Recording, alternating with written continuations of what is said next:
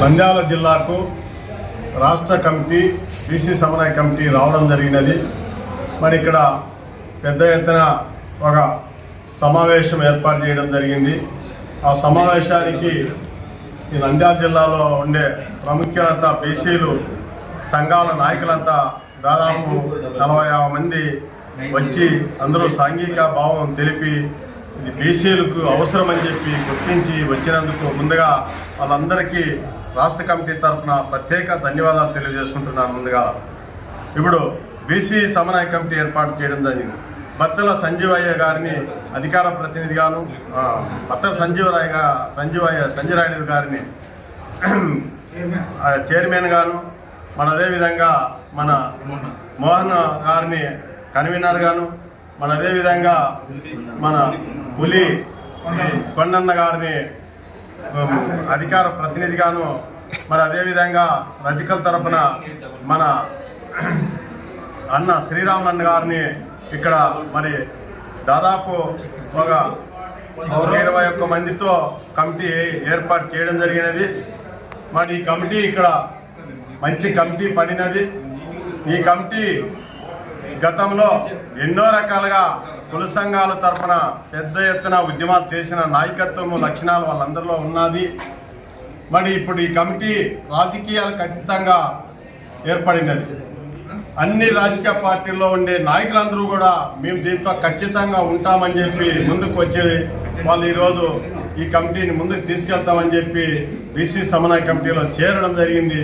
మరి అదేవిధంగా బీసీ కులగణ సాధించేంత వరకు ఈ బీసీ కులగణ పోరాటంలో మేము కూడా భాగస్వాములు అవుతామని వాళ్ళంతా వచ్చినందుకు రాష్ట్ర కమిటీ తరఫున వారందరికీ ప్రత్యేక ధన్యవాదాలు తెలియజేస్తూ, మరి మేము ఈ జిల్లాలోనే కాదు ఈ రాష్ట్రంలో 26 జిల్లాల్లో కూడా ఇలాంటి కమిటీలన్నీ ఏర్పాటు చేస్తున్నాము.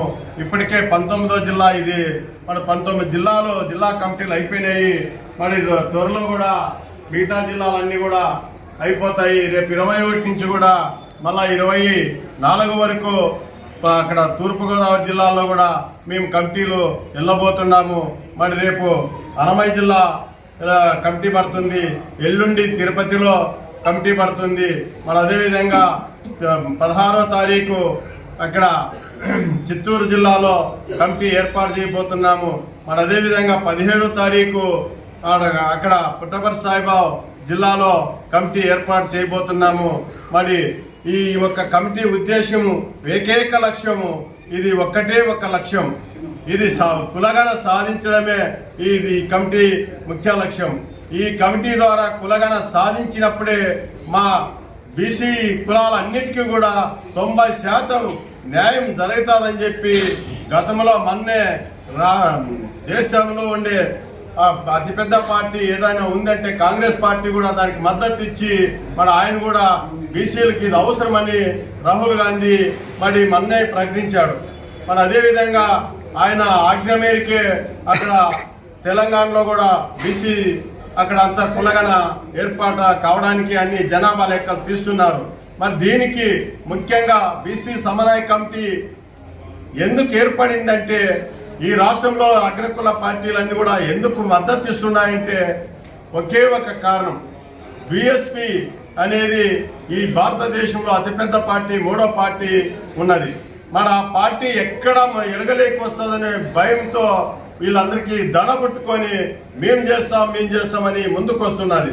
అయితే బీఎస్పీ పార్టీ ఒకే ఒక లక్ష్యంతో తీసుకుంది. ఇది ఏ రాజకీయాల కోసం తీసుకోలేదు. అది తీసుకునేది ఏమంటే ఈ రాష్ట్రంలోనూ ఈ దేశంలోనూ జనాభా ఉండే ఎవరైతే జనాభా ఉన్నారో వాళ్ళే రాజ్యాధికారం కావాలి, వాళ్ళే రాష్ట్రాలకి ముఖ్యమంత్రులు కావాలి, వాళ్ళే ఈ రాష్ట్ర దేశానికి ప్రధానమంత్రులు కావాలనేది అక్కడ బీఎస్పీ సిద్ధాంతం. మన ఆ సిద్ధాంతానికి భయపడి ఈరోజు ఎన్నో పార్టీలు కూడా ముందుకు వస్తున్నాయంటే అది మంచిదే, దాన్ని స్వాగతిస్తున్నాం మేము కూడా బీసీ సమన్వయ కమిటీ తరఫున. ఎందుకంటే ఏ రకంగా అయితేనేమి మాకు బీసీ కులగణ జరగాలి. బీసీ కులగణ జరిగేంత వరకు ఈ రాష్ట్రంలో చంద్రబాబు నాయుడు ప్రభుత్వం అయినా ఇంకో ప్రభుత్వం పైన మేము పెద్ద ఎత్తున ఒక శాంతియుతంగా ఒక అంచెలంచెలుగా ఒక ఉద్యమాన్ని తీసుకెళ్తాము. గ్రామ స్థాయి నుంచి మండల స్థాయి నుంచి జిల్లా స్థాయి నుంచి రాష్ట్ర స్థాయి నుంచి మరి ఢిల్లీ స్థాయి వరకు కూడా తీసుకెళ్తాం. మొన్నే ఢిల్లీలో కూడా జంతర్ మంతర్ దగ్గర బీసీ సమన్వయ కమిటీ మేమే అక్కడికి వెళ్ళి పెద్ద ఎత్తున అక్కడ వందలాది మంది కాదు వేలాది మందిలో మేము అక్కడ సభ పెట్టి ఆ సభ సక్సెస్ అయింది. ఆ సభకి దాదాపు 14 రాష్ట్రాల నుంచి మన బీసీ ప్రతినిధులంతా కూడా హాజరై ఎంతో ఉత్సాహంగా ఇది జరగాలని చెప్పి ఎక్కడ రాష్ట్రాల్లో అక్కడ పోరాటాలు సిద్ధమవుతున్నాయి. కాబట్టి అందులో భాగంగానే ఆంధ్రప్రదేశ్లో కూడా పెద్ద ఎత్తున ఉద్యమాలు శ్రీకారం చుట్టడానికి ఇది ఒక 3 నెలల నుంచి పురుడ పోసుకుంటుంది. మరొక 3 నెలల్లో దీని స్వభావం ఎట్లుంటుందంటే ఉద్యమం ఎక్కడ మీటింగ్ పెట్టినా కూడా వందల వేల మందితో సభలు సమావేశాలు జరుగుతాయి. దీనికి ఎన్ని రాజకీయ పార్టీలు కలిసి వచ్చినా కూడా వాళ్ళ కండవాలు వేసుకొని కూడా మేము ఈ పార్టీకి ఈ బీసీ సమన్వయ కమిటీలకి వచ్చి మద్దతు తెలపాలని చెప్పి మేము ఈ మీడియా ద్వారా కూడా తెలియజేస్తున్నాం. తెలుగుదేశంలో ఉండే బీసీలందరికీ కూడా మేము ఒక పిలిపిస్తున్నాం. మీరు దాంట్లోనే ఉండండి, మీ కండవాలు వేసుకొని మీరు అక్కడే పోరాటం చేయండి. మీరు లేదా బీసీ సమన్వయ కమిటీలకు వచ్చి మీరు తప్పనిసరిగా దీంట్లో బాధ్యతలు తీసుకొని కూడా పనిచేసే వాళ్ళు ఈరోజు ఎంతో మంది ముందుకు వస్తున్నారు.